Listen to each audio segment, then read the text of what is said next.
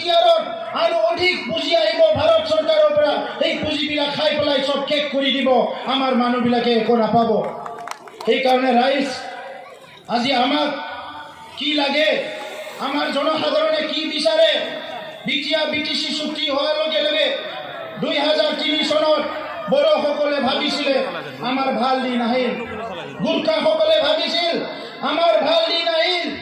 বঙালীসকলে ভাবিছিলে আমাৰ ভাল দিন আহিল মাইনৰিটি মুছলমানসকলে ভাবিছিলে আমাৰ ভাল দিন আহিল অসমীয়াসকলে ভাবিছিল আমাৰ ভাল দিন আহিছে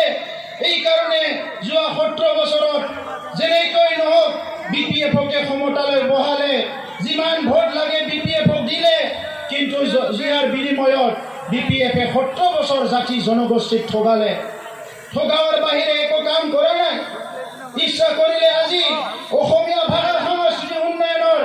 বহুত কাম কৰিব পাৰিলেহেঁতেন নামঘৰ সত্ৰ সংঘৰ এই মন্দিৰ গোসাঁইঘৰবিলাক তেখেতসকলে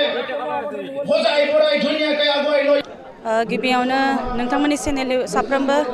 बिथांमोननिसिम आं साबायखर बावहरग्रोबाय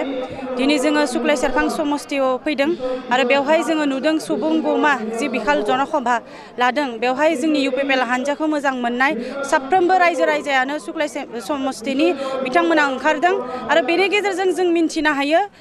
बे खेबाव सुक्लाय सेरफां समस्तिनि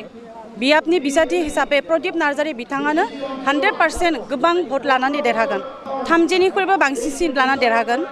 मानो होनोब्ला रायजो राजाफोरा दिनै बयबो सोलायनायखौ लुबैदों आरो बिथांमोननि जे हेफाजाबनि गेजेरजों जोङो मिन्थिनो हायो जे बिथांमोनाबो सोलायनायनि गेजेरजों बिथांमोनाबो मोनसे आदर्शगत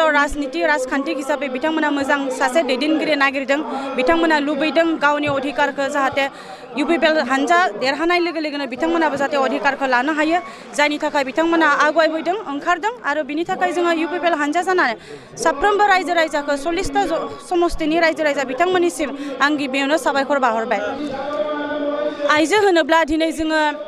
जोंनि आइजो माहारिखौ 17 बोसोर दैदेनलांनाय समाव जों अनलि सेल्फ हेल्प ग्रुपल बिदि बुंनायल' जों खोनानो मोन्दों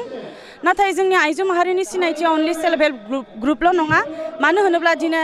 लाइमोनफोराबो बा आइजो माहारिनि जायफोर गथ'फोरा मोजां फरायनाय दङ बिथांमोनाबो MA पास खालामनाय BA पास सोरबा PhD लानानै बिथांमोना ओंखारबाय नाथाय बिथांमोननि थाखाय जि कर्म संस्थापन होनाय बेखौ जों नुवाखै जायनि थाखाय जि सांबिधानिक मते 33% अधिकार जोंनि आइजो माहारिया मोननांगौ बेखौबो 17 बोसोर दैदेनलांनाय समाव मोनफ्रोमबो बिथिङाव मोनाखै जायनि थाखाय दिनै आइजो माहारिया बयबो सांग्रांथि जाबाय जे बिथांमोना मिन्थिनो हाबाय जे सांबिधानिक मते जे जोंनि आइजो माहारिनि थाखायबो जे 33% अधिकार दङ बेखौ लानो थाखाय बयबो ओंखारदों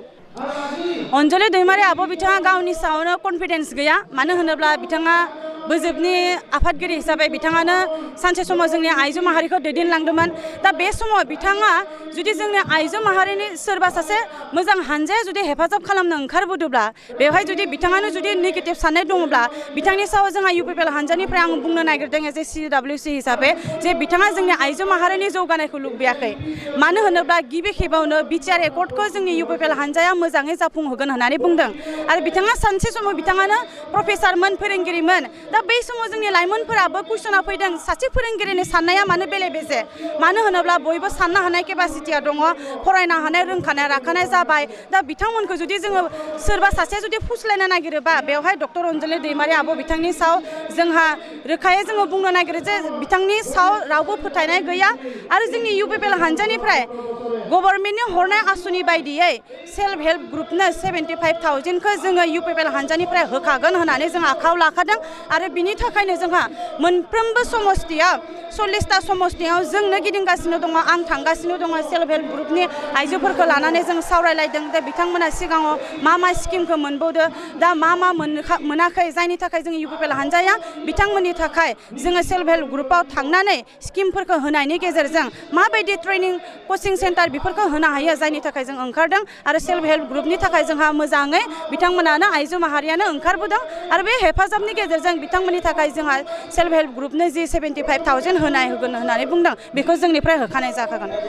दाथ' सेल्फ हेल्प ग्रुपखौ बुङोब्ला बेखौ सोरबा मोनसे हानजाया दाना होनाय नङा मानो होनोब्ला मोनसे गामिनि आइजोफोरा गट जानानै बिथांमोनानो 12 बा 13सो सदस्य लग नांनानै आइजोफोरा जमा जानानै बिथांमोना मोनसे आसुनि लायोबा खायफाया नाम होसिगोन माने माइनावश्री सोरबा चन्दना बा सोरबा लक्ष्मी बिदि नाम होनानै लायो दा बे खेबाव बिथांमोननि बे 25,000 होनाय बा सोरबा 75,000 होनाय बेफोरबायदिखौ जुदि बिथांमोना मोनखानो गोनांखा आइजो माहारिया बेखौ सोरबा बिपिएफ बा बिजेपिआ बुंब्लाबो बे गभर्नमेन्टनि हरनाय आसनि बादिब्ला बिथांमोना जि खामानि मावनो ओंखारबोनाय बेनि थाखाय बिथांमोननो जोंहा अनसुंथाइ होखानांगौ बेयो बे अधिकारखा आइजो माहारिनि मोननायनि अधिकारखा बेनिखायनो बयबो दिनै आइजो माहारिया ओंखारदों जि रां मोननांगौ बा जि अनसुंथाइ मोननांगौ आइजो माहारिया बेखौ लानो कारैबो थाब थियारि जाखाबाय आरो अधिकार हिसाबै बे खेबाव बिसायख'थि जोबनायनि उनावनो आइजो माहारिया अधिकारखौ लाखागोन होननानै ओंखारदों गिबि खेबावनो जायफोरा फरायनायाव ओंखारबोदों लाइमोनफोर दङ आइजोफोरनिफ्राय बिथांमोनखौ जोङो मोजाङै फरायलांनो थाखाय एपिएससि इउपिएससि बेखौ जोङो नायग्रोगोन बिनि उनाव जोंहा टेक्सटाइल बिथिंखौ जोङो नायगोन मानो होनोब्ला टेक्सटाइलनि गेजेरजों मोनफ्रोमबो बिथिङावनो जोंहा मोजां आइजोफोराबो दङ बिथांमोना खामानि मावनो हानाय दङ बिनि गेजेरजों जों थामथियाव सेल्फ हेल्प ग्रुपनि गेजेरजों बिथांमोना जाबायदि खामानि लागोन बेफोरखौ जोङो खामानियाव आवगायलांनो हिसाबै जोङो जोंनि इउपिपिएल हानजानिफ्राय अनसुंथाइ होनायनि गेजेरजों बिथांमोनाबो जाहाथे मोजाङै आवगायलांनो हायो बेनिखायनो जों ओंखारदों आरो